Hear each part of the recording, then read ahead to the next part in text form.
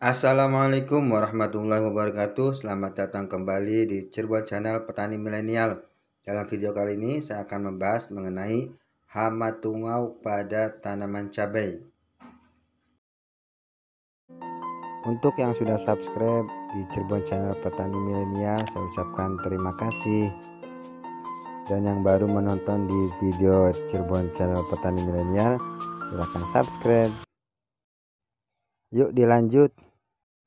Hama tanaman adalah semua organisme hidup yang kasat mata, yang mana keberadaannya dapat mengganggu tanaman, menghambat pertumbuhan, menghambat produksi, merusak, dan tentu saja merugikan bagi petani. Tanaman cabai kerdil, daun cabai keriting, atau daun cabai mengkerut adalah yang paling sering dihadapi oleh petani cabai.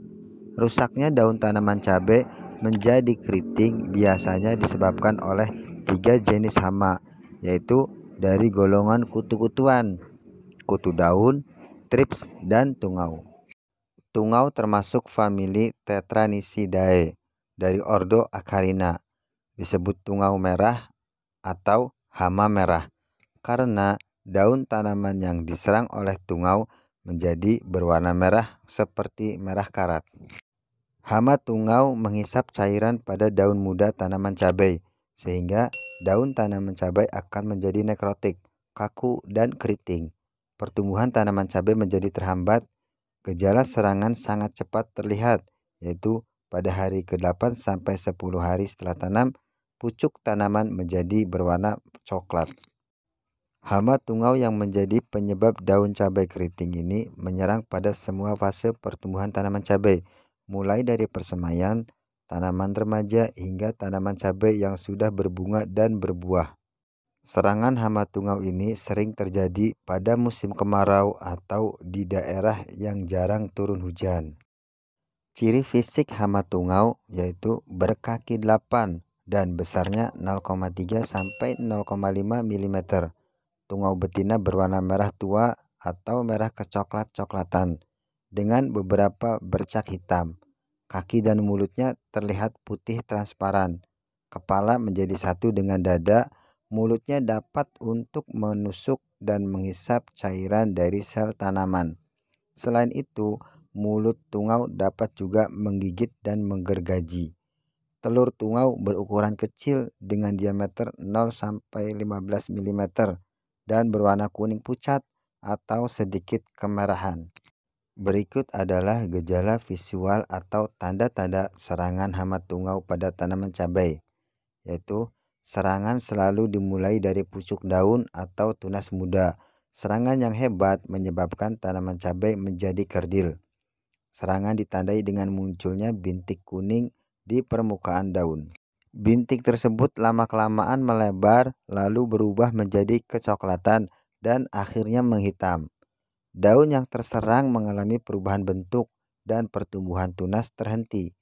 Daun cabai yang masih muda akan menjadi keriting dan menggulung ke arah ke bawah, menebal dan berbentuk seperti sendok yang terbalik. Bagian bawah daun berwarna seperti tembaga dan terdapat benang-benang putih halus. Pada serangan yang parah, daun-daun cabai berguguran hingga tidak tersisa sama sekali. Tunas menjadi hitam, kecoklatan, dan mati. Selain mengakibatkan daun keriting dan daun gugur, serangan tungau juga menyebabkan bunga tanaman cabai menguning dan rontok, hingga tanaman cabai tidak mampu berbuah sama sekali. Di balik daun tanaman cabai akan terlihat anyaman benang halus yang merupakan sarang tungau. Selanjutnya, daun menjadi kering karena daun dihisap oleh hama tungau. Pengendalian hama tungau bisa dilakukan secara kultur teknis dan cara kimiawi. Cara pengendalian secara kultur teknis yaitu menanam cabai pada tempat yang jauh dari tanaman cabai terserang hama tungau.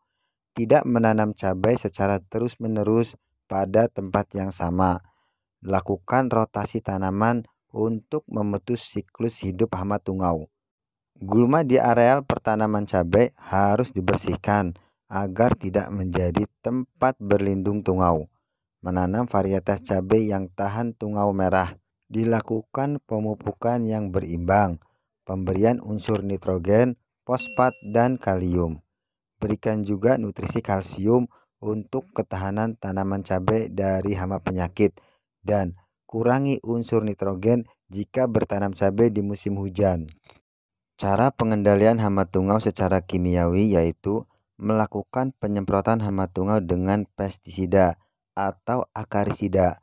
Penyemprotan akarisida dapat dilakukan dengan interval penyemprotan 2-3 hari sekali atau disesuaikan dengan tingkat serangan.